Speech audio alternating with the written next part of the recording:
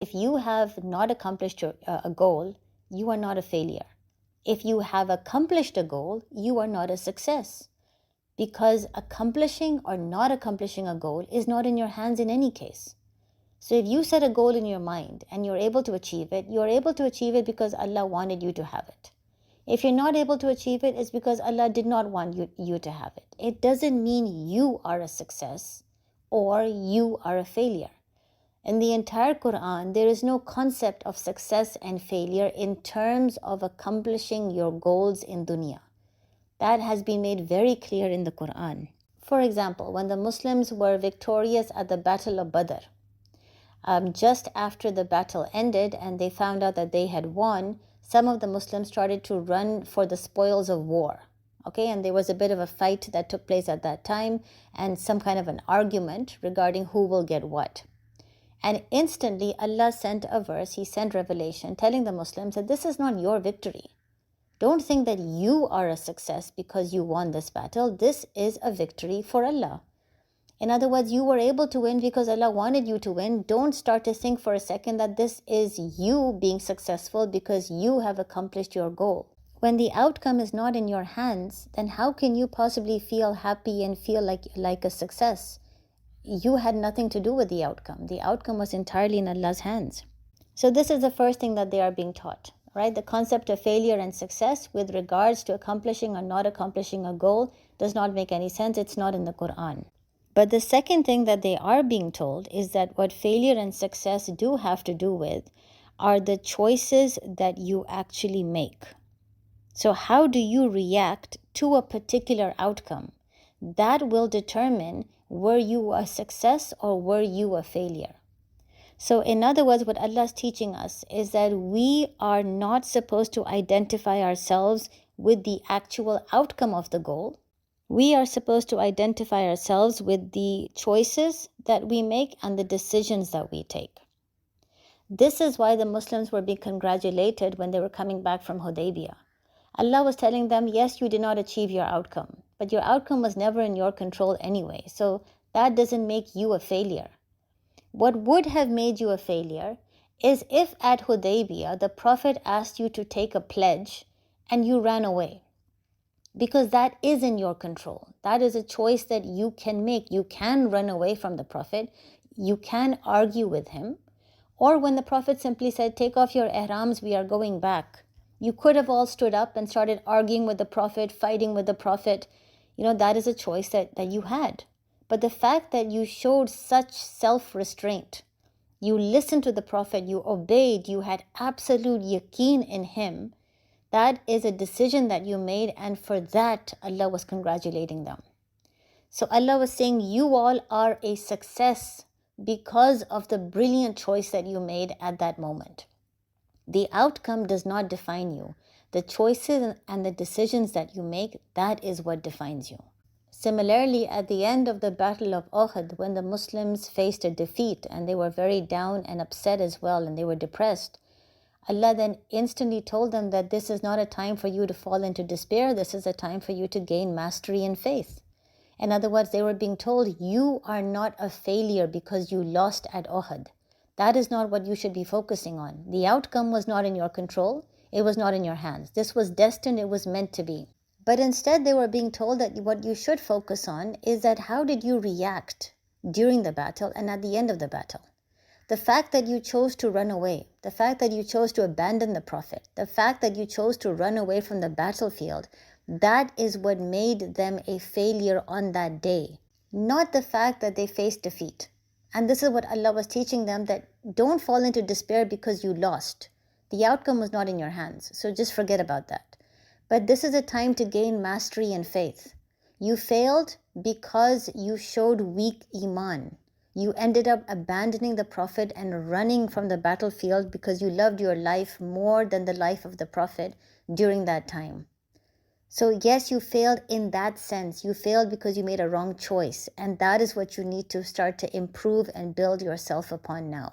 So at the end of the day, what we all need to do is to change our mindset. We have to understand that we are not the accomplishment of our goal.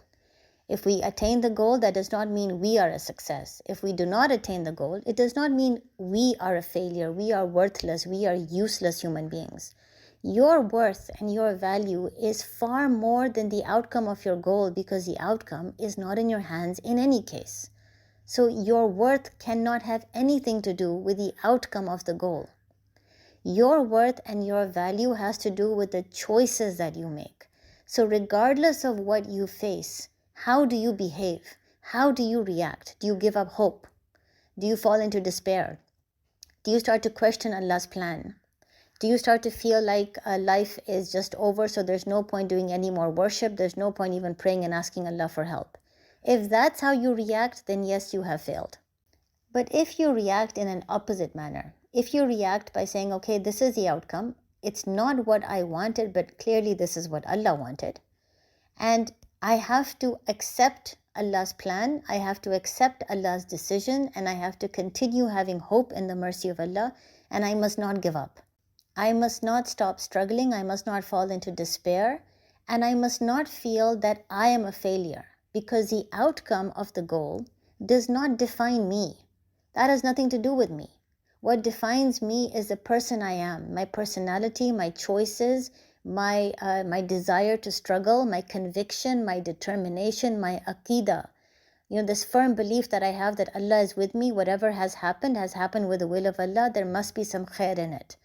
My determination to keep fighting, to never give up, that is what defines me, not the outcome that I am facing. And once you start to alter your definition of failure and success in this way, you start to realize that the outcome of your goals, that is not what defines you, your choices define you, and that you are more than the outcome of the goal, then you will automatically have contentment and peace. And this, by the way, is what the Quran teaches us 1400 years ago. This is what psychologists nowadays in the Western world are teaching their clients. Because with more and more people facing frustration, with more and more people entering into depression because they've not been able to attain their goals and they feel like a failure, this is what psychologists have now come up with, that it is not the goal that is important, it is the journey that is important. It is the decisions that you took that are important. Those are the things that define you. And it's beautiful how they have come up with this recently, and the Quran has taught us this 1400 years ago. So regardless of whatever setback you might have been facing at present or maybe in the past, that does not have anything to do with who you are as a human, with what your worth or your value is. If you're not able to attain the results that you wanted, that of course is fine. It doesn't make you a failure. What is important is how did you react? So when it came to studying for the exam, did you give it your best? And if you realize that I did not give it my best, then at the end when you understood that you have failed or you did not get the results that you wanted, go back and start studying again. Just don't give up. Don't give up hope in the mercy of Allah. Go back and try harder next time. That positivity, that desire to struggle and do better and to make the correct choice, that is what will make you a success, not the fact that you didn't get the actual results that you wanted. On the other hand, if you sit and grieve and go into depression and say, Allah, why me? And this is just so not fair. And I guess it's not meant to be, no point even trying. Then you will become a failure because you have fallen into despair. You made the wrong choice. You gave up hope in the mercy of Allah. Similarly, if you have been trying all your life to get into a particular profession and you realize that it's just not happening, again, the outcome is not what is important. What's important is your reaction, right? Do you continue struggling for it? Or perhaps do you realize that, okay, this profession isn't meant for me. Why don't I try some other profession? The fact that you just don't give up, the fact that you keep struggling to attain something and you have so much positivity and hope in Allah's mercy and so much tawakkul and trust in Allah, that is what makes you a very successful person. If you set a goal for yourself in terms of marriage and you're not able to get married at the time that you wanted, again, that's okay. It was never in your hands in the first place. What's important is your reaction. Do you start to feel that I'm worthless and useless? That's why I've not been able to get married at that particular age. Or do you end up saying, okay, this is what Allah wanted. Instead of wasting my time getting nervous or angry or frustrated, why not use my time productively to do something else? Remember that at the end of the day, your amal is what defines you as a person. The good deeds that you do, the good choices that you make, the good actions that you perform, okay? That is what defines you. The outcome that you face is not in your hands. It cannot possibly define you. May Allah help us all understand our true worth and our value. May Allah forgive us all of our sins, and may Allah enable us to propagate the message of Islam and for the nur of the Quran to penetrate our hearts. Assalamu alaikum.